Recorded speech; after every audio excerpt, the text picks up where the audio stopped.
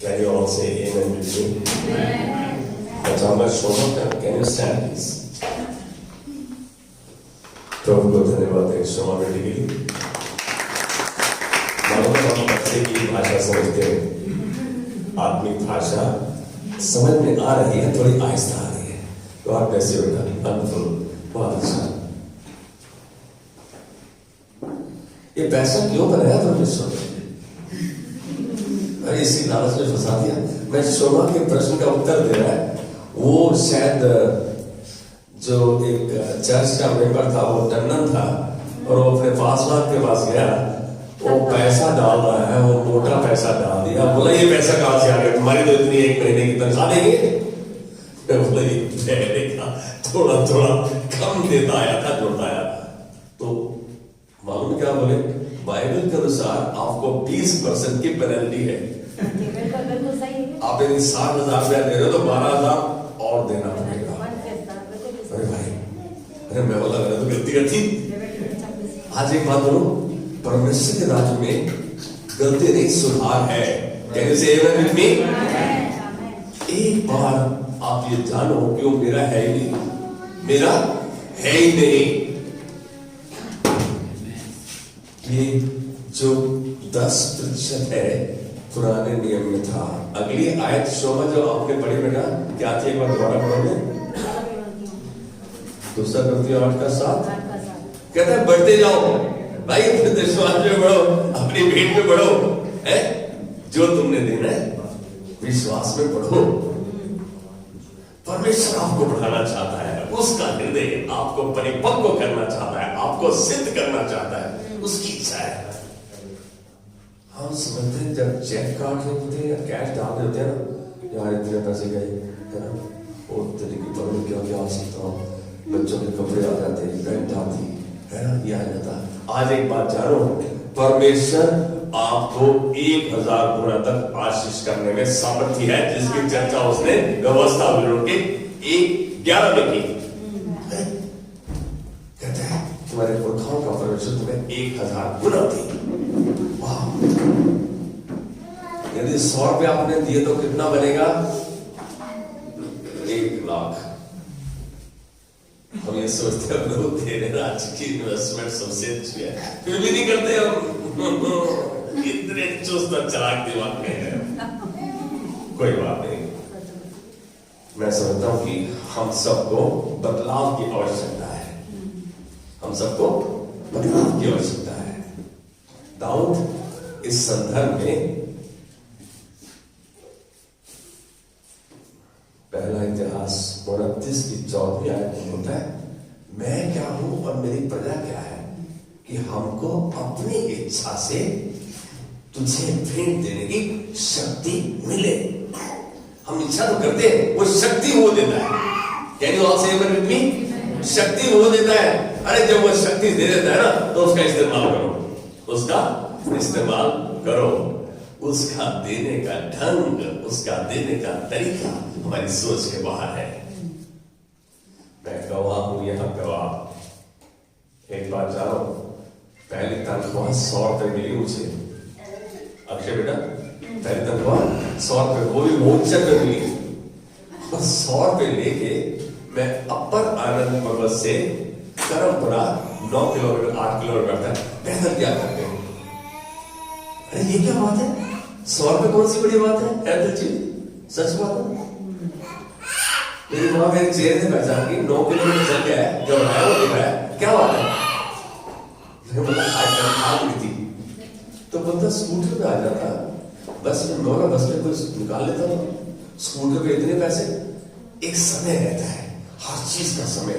आप एक बार वादा करो, थैंक यू बेटा, वो बात करा कि प्रभु मैं तेरा विश्वास देना चाहता हूँ, और विश्वास में शुरू करो। देखो प्रभु कहां तक लेके जाता है। अरे उसकी सीमा नहीं है, वो देना चाहता है बहुत अधिक से। आज हमें मन का बदलाव, आत्मिक बदलाव, शारीरिक बदलाव, सोच में बदलाव आवश्यकता है। मैं कहां जाना था और कहां चला गया, I'm sorry। क्या बदलाव परमेश्वर का वचन लेके आता है, परमेश्वर का वचन हमें बदलाव लाता है।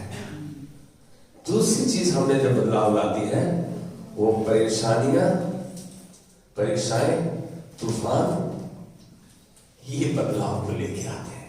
कौन सा बदलाव अच्छा है? मैं आप चाहूंगा आप जरूर मुझे थोड़ा सा अपनी इनपुट दें, कौन सा बदलाव अच्छा है? बेटा बोलो, मुझे सुनाई नहीं देता, मैं थोड़ा ऊंचा सुनता हूँ। जो वचन से आते हैं वैसे। जो वचन से आते हैं। वचन से आते, वो तो तुम हम सीख के राजी नहीं है। अभी शोभा ने कहा ना, वचन से उसने सीखा था, पादरी के पास गया, मना कर दिया उसने। अरे नहीं भाई, छोड़ लो आपका चेक, अरे चर्च का करें, थोड़ा थोड़ा करके डाल दो, प्रभु डाल तो बाधा कराओ, लेकिन अभी नहीं डालूंगा, इतना करके सीख। क्या प्रभु का वचन हमें बदलाव लाता है या परेशानियां, परीक्षाएं हमें बदल सकती हैं? क्या बदल सकता है? परीक्षाएं बदल सकती हैं। भाई तूफान टूटने दो, आने दो, परेशानियां, बीमारी, ये सब कुछ आने दो, तो वो बदलेगा ना। तो सच बिल्कुल बहुत अच्छा, मैं तेरे साथ हूँ, मैं तेरे साथ हूँ, मैं तेरे साथ हूँ, बिल्कुल। सच यही है, दोनों ही के द्वारा हमें बदलाव होता है, बदलाव आता है दोनों ही के द्वारा। मैं भी बिल्कुल डेजी के साथ सहमति में आता हूँ, डेजी के पास साथ ही आने वाला। आज हम परमेश्वर के चुने हुए हैं, सच बात है, यस, बुलाए हुए हैं, ठहरे हुए हैं, संसारिक परिस्थिति में रहकर सुधरना चाहते हैं, क्योंकि बदलाव चाहिए हमें। कोई यदि ये कहते कि मैं बिल्कुल ठीक हूं, बिल्कुल परिपक्व सिद्ध हूं, तो वो झूठ बोल रहा है। तो याकूब क्यों कहता है सिद्ध हो जाओ? है याकूब की पत्री पहले अध्याय में कहता है परमेश्वर की इच्छा है तुम परिपक्व हो जाओ, सिद्ध हो जाओ, ताकि तुम्हें किसी बुरी वस्तु की घटी न रहे। हम जानते हैं कि ज्यादातर उदाहरण से हम नहीं सीखते, हम बाइबल से प्यारा नहीं सीखते। मैं बता रहा हूं तुम्हें कैसे सीखते हैं, लेकिन हम परिस्थितियां हमें सिखाती हैं, परिस्थितियां हमें सिखाती हैं, परीक्षाएं हमें सिखाती हैं। लेकिन परिस्थितियां ही हमें यदि सिखाती हैं तो मैं ऐसा कह सकता हूं, we don't normally learn by examples, we learn by accidents and mistakes. हम ज्यादातर उदाहरण से नहीं, हम परीक्षाओं से, हम परेशानी से सीखते हैं। और देखें कैसे परीक्षाएं हमें बदलती हैं। हमें असलियत में बदलाव चाहिए, सीखना नहीं चाहिए। सीखने से तो फिर वापस चले जाते हैं। आपने कितनों ने रबर बैंड को देखा है? रबर बैंड को खींच देगा, यस, सीना खड़ा होता है, एक रबर बैंड तो खींचता है, क्या हुआ? छोड़ दो उसको, वो हम जो सोमा ने जो शेयर किया ना, वो प्रैक्टिकल बात को शेयर किया है। ऐसा ही है। मैंने एक अपने झुंड के बंदे से पूछा, यदि इतना मिलना चालू हो जाए क्या, तो फिर देना बंद कर दो। वो कैसा बोल दिया मेरे मुंह पे, मैं बोला बेटा बिल्कुल सच बोला है। अब कह दिया, तुम भूल जाते हो, जैसा कहोगे वैसा हो जाएगा। अब जब हो जाता है तो परेशानी होती है, प्रभु यार मैं तो दे रहा था, मैं तो कर रहा था, मैं तो तेरी आज्ञा मान रहा था, मैं अभी मानूंगा प्रभु। तो 20% एक्स्ट्रा डालना, रिडीम करो उसको रिडीम करो। बहुत अच्छी बात तो ये है कि जब हम देखते हैं कि परेशानियां कैसे बदलती हैं, सच यही है कि हमें हम एक बात जाने, हम परेशानी के पीछे, हर परेशानी के पीछे परमेश्वर का एक मकसद रहता है। आप जानते हैं, हर परेशानी के पीछे। लेकिन परेशानी किसी को अच्छी नहीं लगती है। डांट परेशानी क्रिएट करती है। आपको अधिकारी कुछ कह दे, परेशान करता है, लेकिन उसके पीछे परमेश्वर का मकसद रहता है। कोई बात उसकी आज्ञा के बगैर नहीं होती। यदि परेशानी के पीछे मकसद है, God has a purpose behind every problem, तो पहला पत्रस 4:12 यदि हम देखते हैं, जब मैं आपसे एक आज मेरे दिमाग में बहुत दिनों से चल रहा था, प्लीज जब चर्च में आते हो छोटा सा पेन और पैड अपने पास रखो, खाली उन वचनों को नोट कर लो, रेफरेंसेस को, ताकि आपको घर जाकर एक बार देखो सारा मैसेज रिकलेक्ट हो जाएगा, ये यहां पर है। तो पहला पत्रस 4:12 इस बात को स्पष्ट करता है, कुछ भी हो रहा है, कुछ भी परेशानी आ गई है, तो यह कोई पलों की बात नहीं है, नई बात नहीं है, पहले भी हुआ फिर भी होता रहेगा। मेरी बात को समझ रहे? ये आपके पास कुछ नया नहीं हो रहा। यीशु ने 16:33 यूहन्ना 16:33 में, प्लीज मेरी ओर ध्यान दें, कहा कि इस संसार में तुम पर परेशानियां आएंगी, दिक्कतें आएंगी, तूफान आएंगे, ढांढस बांधो, मैंने संसार को जीत लिया है। अब ये वचन हम जानते हैं, जब परेशानियां तुम क्या करते हैं, थोड़े लगते हैं, अरे बाबू परेशानी आने पर कौन हंसता रहता है, धन्यवाद का बलिदान चढ़ाता है? मैंने तो 100 में से 2 बंदे नहीं देखे अभी तक। परेशानी आ जाए, परमेश्वर को धन्यवाद दो। घर में चोरी हो जाए, धन्यवाद दो। क्या पास दिमाग खराब हो गया आपका? इसका मतलब ये नहीं कि चोरी के लिए धन्यवाद है, इसलिए प्रभु तू मेरा नुकसान भरपाई करने में सामर्थ्य है, मैं प्रभु इस परिस्थिति को तेरे हाथ में देता हूं, धन्यवाद देता हूं प्रभु, तू नियंत्रण में है और तू मुझे कभी नुकसान के लिए नहीं, मुझे तो तूने उत्साहित किया है फायदे के लिए, बढ़ोतरी के लिए। जब परमेश्वर ने यीशु मसीह के मुंह के वचन है कि मैंने संसार को जीत लिया, तो ये बात हमारे हृदय में घर कर जानी चाहिए।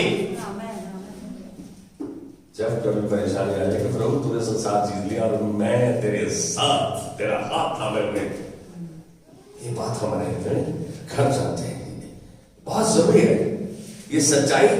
जब भी परेशानी आ जाए, तूफान आ जाए, नुकसान हो जाए, तो ये बात याद रखो कि प्रभु तूने संसार को जीत लिया है, मैं ढांढस बांध के कह रहा हूं प्रभु, मैं इसमें भी तेरी महिमा को देखूंगा, जैसा कहोगे वैसा हो जाएगा।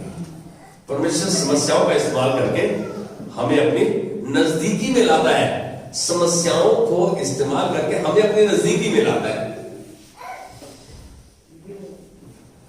सच है ये बात, using problem God draws us closer to himself, परमेश्वर हमें अपनी नजदीकी में लाता है। भजन संहिता 34:18 नोट करो, यहोवा टूटे मन वालों के समीप रहता है और बेसरों का उद्धार करता है। जब आपका नुकसान हो जाता है, जब आपकी परेशानी आ जाती है, परेशान करते हो, तो आप टूट जाते हो, आप टूट जाते हो। मैंने ऐसी परिस्थिति में लोगों को देखा है, फिर भी परमेश्वर उनको बाहर निकालते हुए देखा है। और वो निकालता है कौन? जो उसके समीप बना रहता है, जो उस समय भी विनती करता है, कहते हैं दुखी है, जो परेशान है, जो टूटा हुआ है, प्रार्थना करें। जो आनंदित है वो स्तुति के जाता है, जो रोगी है वो परीक्षा के प्राचीनों को बुलाए। कभी कभी हमें ऐसा महसूस होता है, पास्टर को मालूम तो पड़ गया, पास्टर मुझे देखने नहीं आया, मुझे पूछने नहीं आया, कभी कभी ऐसा महसूस होता है। बाइबल क्या होती है, जो रोगी है वो कलीसिया के प्राचीनों को बुलाए। परमेश्वर के वचन के अनुसार उसने ये हमारे लिए निर्धारित किया।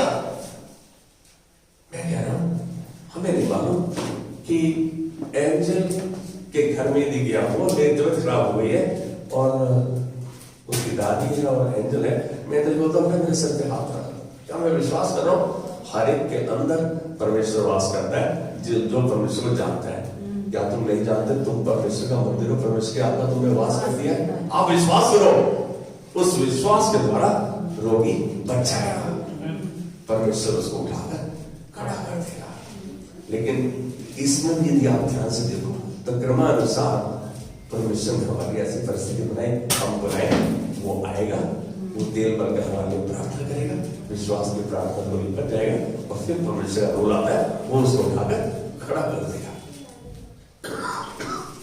परमेश्वर समस्याओं का इस्तेमाल करता है हमें अपनी नजदीकी बनाने के लिए। हम जब दुख, तकलीफ, परेशानी को सह रहे होते हैं तो सीखते हैं। जब उसको सह रहे होते हैं, देखो आपने कभी कैंसर पेशेंट को देखा है? जब किसी के घर में पता लग जाए इसको कैंसर है, सारे परिवार का ग्राफ नीचे आया है, एकदम ठुस करके गुब्बारे की आवाज निकल जाती है। लेकिन जब वो मरीज अस्पताल में जाना शुरू करता है और पेशेंट से मिलता है, दिखता है कि अरे ये इसको तो 3 साल हो गए, ये ठीक होता जा रहा है, ठीक दिख रहा है, आपको ढालस बनता है। आज एक बात बताऊं, परमेश्वर का हमको सिखाने का तरीका अलग अलग हर एक के लिए, जो हम और किसी तरीके से नहीं सीख सकते, हम परेशानियों से सीखते हैं। इसका मतलब we learn more by mistakes, by accidents, rather than from the truth. हम सच्चाई से सीख सकते हैं, सीखते हैं, लेकिन परीक्षाएं हमें ज्यादा अच्छा सिखाती हैं। और पवित्र शास्त्र से कुछ ऐसे उदाहरण देखेंगे जिनमें हम देखेंगे कि ऐसी समस्याओं में डूबा परमेश्वर को पहला उदाहरण देख रहे हैं हम यूसुफ के बारे में। आप सब जानते हैं यूसुफ? वेरी गुड, सब जानते हैं। परमेश्वर उसको जेल से बाहर रख सकता था, परमेश्वर यूसुफ को जेल से बाहर रख सकता था, क्यों नहीं रखा? ऐसा क्यों नहीं हुआ? यदि आप इस बात को उत्पत्ति 39 अध्याय 20 से 23 आयत में देखेंगे तो ये आपको क्लियर कर देगा। और सच्चाई क्या है? वो इसलिए कि यूसुफ को परख कर परमेश्वर निखार रहा था। यूसुफ को परख कर परमेश्वर निखार रहा था। किसके लिए? बड़ी जिम्मेदारी के लिए। आप कहते हो मेरे बड़ी सारी समस्याएं, लेकिन परमेश्वर आपको निखार रहा है, आपको भट्टी में से होकर जाने दे रहा है, ताकि आप आखिर में चोखे सोने की तरह बाहर निकल के आओ।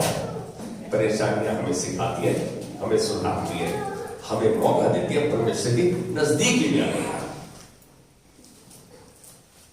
दूसरा उदाहरण ले रहा हूं दानियल का। परमेश्वर दानियल को शेरों की मान से बचा सकता था, बाहर रख सकता था। परमेश्वर सब कुछ कर सकता है, लेकिन फिर भी उसने ऐसा नहीं किया। सर क्यों नहीं हुआ? बता सकते हैं? क्योंकि ऐसा क्यों नहीं हुआ या ऐसा क्यों हो गया? दोनों प्रश्न कर सकते हो। मालूम है दानियल बच गया। आपने देखा कि मान पे डालने के बाद दानियल बच गया। क्यों बचा? क्योंकि दानियल खड़ा था, दानियल खड़ा था और उसका पूरा विश्वास, पूरा भरोसा उसके परमेश्वर यहोवा पर था। आज एक बात जानो, यदि दानियल को परमेश्वर ने शेरों की मान से बचा दिया तो उसका विश्वास खड़ा था, वो खड़ा था, उसका विश्वास, पूरा विश्वास उसके परमेश्वर यहोवा पर था। ये आम बात नहीं है शेरों के मान में डाल दिया जाए, नाम सुन के ही गैस निकल जाएगी सारी। शेर के पास क्योंकि हमें पता है परमेश्वर ने पौलुस को, ध्यान रखना, 3 बार जहाज नष्ट होने के बावजूद उसे बचा लिया था। पौलुस का जहाज 3 बार रेक हो गया, ये शिप वाज रेक, 3 बार नष्ट हो गया, फिर उसे बचा लिया। God would have kept Paul from being shipwrecked. It's the truth, सच्चाई यही है। दूसरा कुरिन्थियों 11वां अध्याय 25 से 27 आयत में देखो तो ये प्रश्न आता है, ऐसा क्यों हो गया? अरे तो मर गया होता, समुद्र के अंदर जहाज नष्ट हो गया, फिर कैसे बच गया? इसलिए कि प्रेरित पौलुस को एहसास हो, परमेश्वर इस परिस्थिति से उसको गुजार रहा था कि उसको एहसास हो कि परमेश्वर हर परिस्थिति में उसके साथ है। पता है ये बात हमारे हृदय में नहीं आती। हम जब किसी समस्या से बाहर आता है ये तो हो जाता था, बस आपको पता नहीं ऐसा हो जाता है। जब फंसा रहता है ना, जब थोड़ा नुकसान हो जाता है, तब होता है ना मेरे साथ ऐसा क्यों?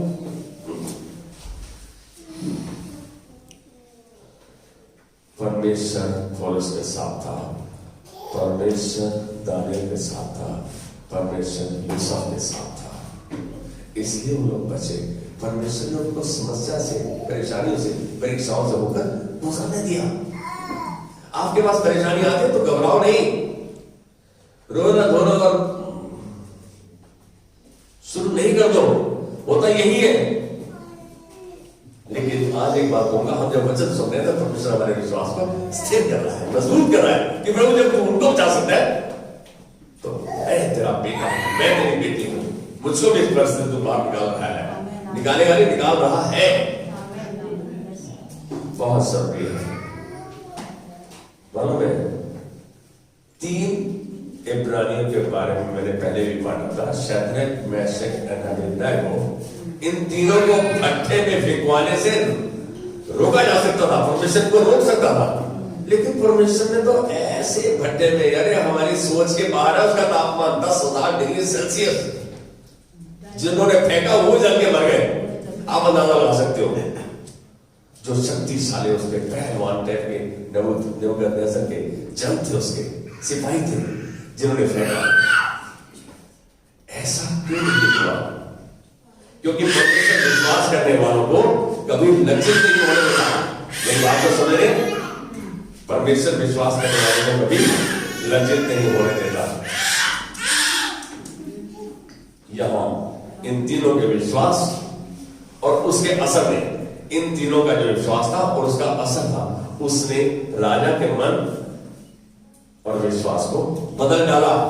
वो राजा जो संसार में अपने आप को बहुत शक्तिशाली, अपने आप को परमेश्वर कहलाता था, अपनी मूर्ति बना ली, मेरे आगे झुको, जब ये संगीत बजेगा झुको, उसका मन, उसका विश्वास, इन तीनों के सच्चे परमेश्वर यहोवा के विश्वास के प्रति उसका मन और उसका विश्वास बदल गया। उसने सारे राष्ट्रों में ये बात कहलवा दी कि इनका परमेश्वर यहोवा ही सच्चा परमेश्वर है। परिस्थिति में हुए तो ऐसी परिस्थिति आई ना, यदि वो भट्टी में नहीं जाते तो क्या नबूकदनेस्सर का विश्वास, उसका मन बदलता? कभी नहीं। हम बहुत बार ऐसा महसूस करते हैं, अरे ये परिस्थिति है यार, मेरे पास इतनी प्रवाह मी, मेरे पास इतनी समस्या क्यों, मेरे पास इतनी बीमारी क्यों, मेरे पास ऐसा क्यों? यीशु मसीह जब मार्था से बोल रहा था, एक क्वेश्चन करना बाप ने जब लिख लो वैसे नहीं बोलना बात हाँ सवाल बात अच्छा लगे। होता क्या है कि तार को काट दो तो करंट बहना बंद हो जाता है, परमेश्वर कार्य कर रहा है। मैं बिल्कुल आपको बाइबल से बात करें तो इन तीनों जवान इब्रानियों ने ऐसा उनके साथ हुआ, उनके विश्वास करने पर उनके लिए ऐसी परिस्थिति आ पड़ी और ये भट्टे में फिकवा दिए गए। और उस भट्टे में फिकवाने के बाद भी परमेश्वर ने उनको बचा दिया। परमेश्वर ने बचा ही था तो फेंका, फिकवाया क्यों? सोच सकते हो? परमेश्वर आपको परिस्थिति में लाकर, परेशानी में लाकर भी आपको अपनी महिमा के लिए इस्तेमाल करता है। ये उसका मकसद है। यदि परमेश्वर चाहता तो इन समस्याओं को रोक सकता था, लेकिन उसने समस्याओं को आने दिया। Nothing happens without his knowledge. कुछ भी उसके कहे बगैर नहीं होता। इसके फलस्वरूप ये जन और अधिकारी परमेश्वर की महिमा को देख ले पाए। नहीं तो यदि समस्या नहीं होती तो परमेश्वर की महिमा को ना देख पाते। नबूकदनेस्सर राजा इस महिमा को नहीं देख पाता। ऐसा कभी नहीं हुआ और उसने देखा।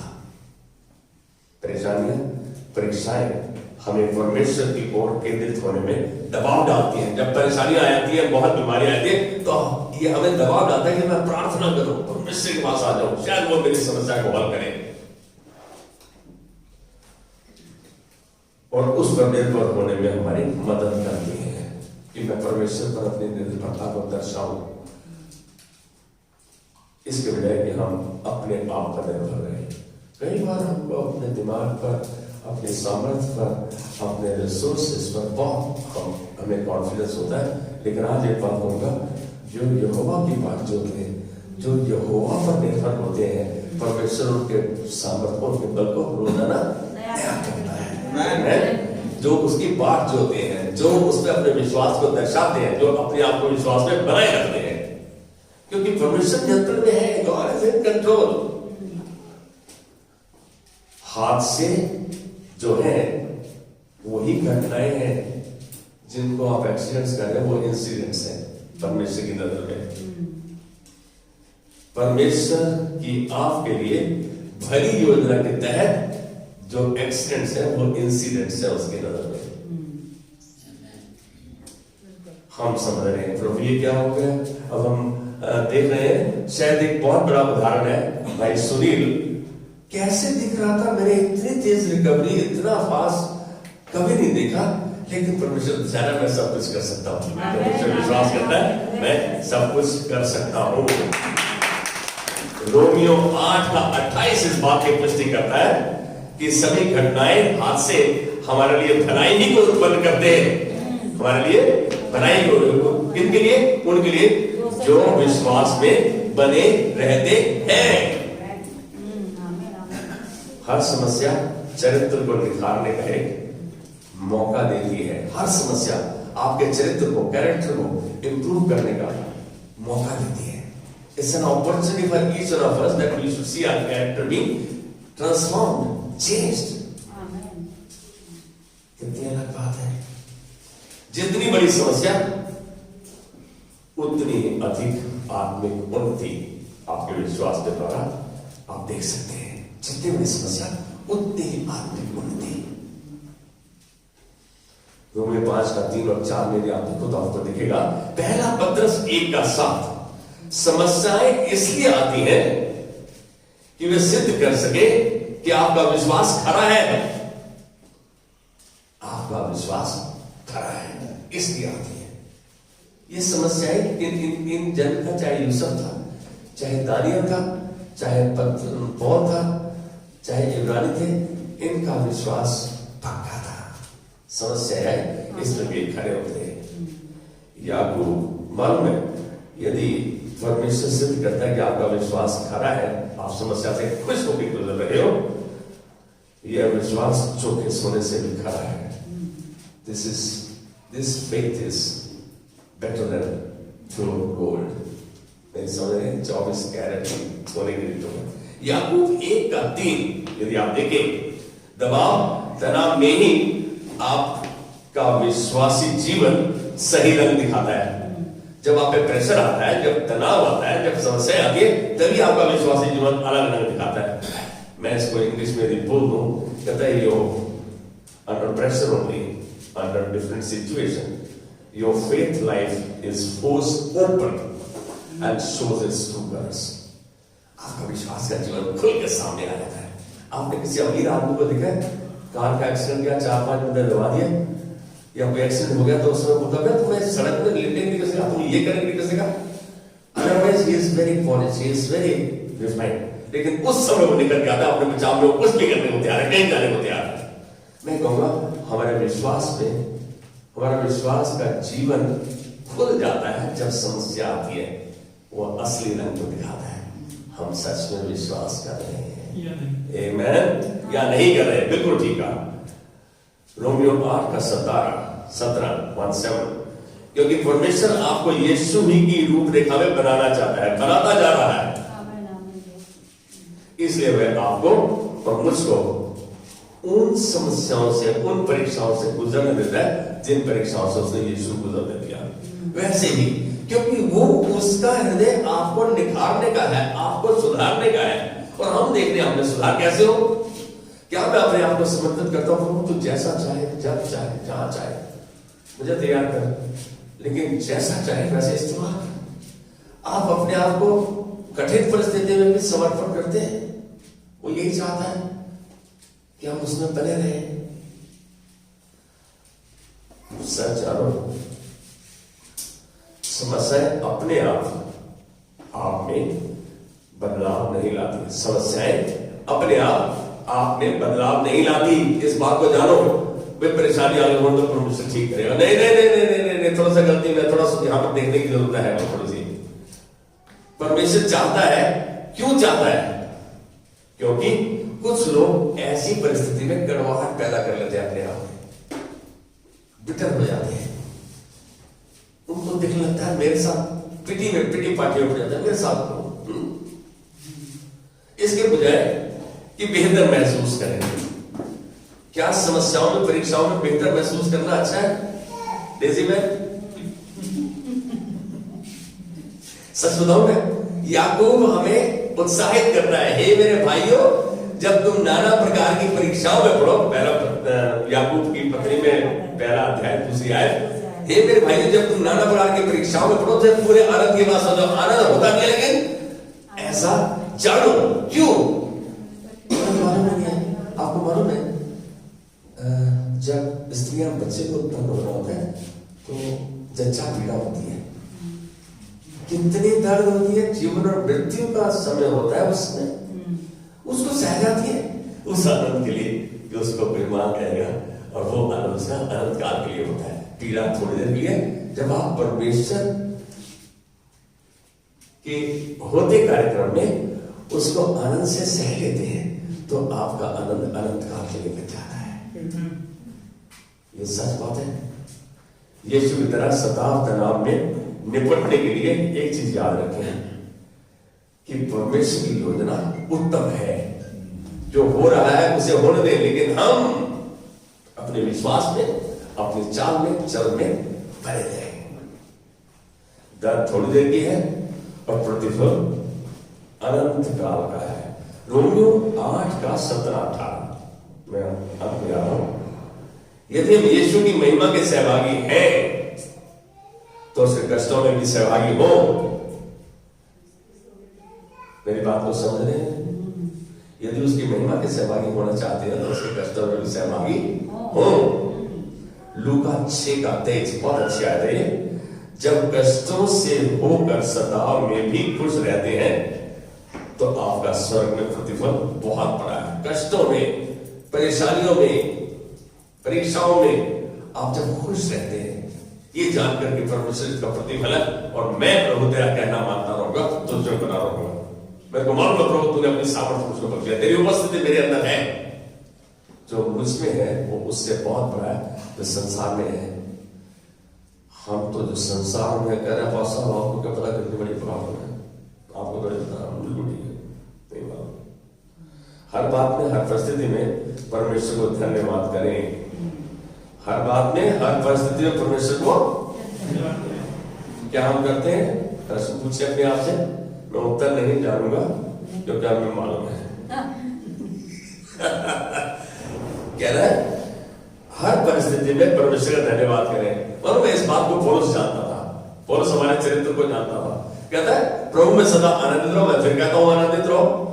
तुम्हारा सदा आनंदित रहो, कैसे संभव है? इसी बात को मैं पहला थिस्सलुनीक 5:18 में कहता है कि हर बात में परमेश्वर का धन्यवाद करो क्योंकि मसीह यीशु में परमेश्वर की तुम्हारे प्रति यही इच्छा है, उसकी इच्छा है। वो चाहता है कि हम उसे ऐसी परिस्थितियों में धन्यवाद देते हुए बने रहे, आशा करते हुए, विश्वास करते हुए कि प्रभु जब तू दानियल को, यूसुफ को, जब तू इन तीनों इब्रानियों को, जब तू पौलुस के इनके जहाज रहे शरीर को बचा सकता है तो ये परिस्थिति तो कुछ भी नहीं है। मैं इससे निकल कर बाहर आऊंगा प्रभु, मुझे मालूम है तू मेरे साथ है। आपका अंगीकार, आपके मुख के शब्द परमेश्वर के हाथ को आपके सर पर ले आते हैं। जब आप परिस्थिति के अनुसार कहते हैं प्रभु अब मेरे कौन मदद करेगा, तो उस परमेश्वर के हाथ बन जाते हैं, वो कुछ नहीं कर पाता। मैं फिर एक बार याद दिला रहा हूं, फिलिपियों 4:4 में जब पौलुस ने उत्साहित करते हुए कहा कि प्रभु में सदा आनंदित रहो। मैं फिर कहता हूं आनंदित रहो। कष्ट में, तनाव में, सताव में भी खुश रहकर लगे रहो, बने रहो, छोड़ो मत, डोंट गिव अप। लेकिन अब एक चीज जान ले कि जो मेरी प्रतिक्रिया है, जो मेरा एक्शन है, जो मेरा रिएक्शन है, वो परमेश्वर के वचन के अनुसार है। क्या मैं आज्ञाकारिता में हूं? बहुत जरूरी है। This is how God takes us through triumphant procession. यही तरीका है जिसके द्वारा परमेश्वर हमें जयवंत के उत्सव से लेकर चलता है। बदलाव कौन ला सकता है? हम नहीं लाएंगे, हम नहीं बदलेंगे। तो जो मर्जी हो जाए हम नहीं बदलेंगे।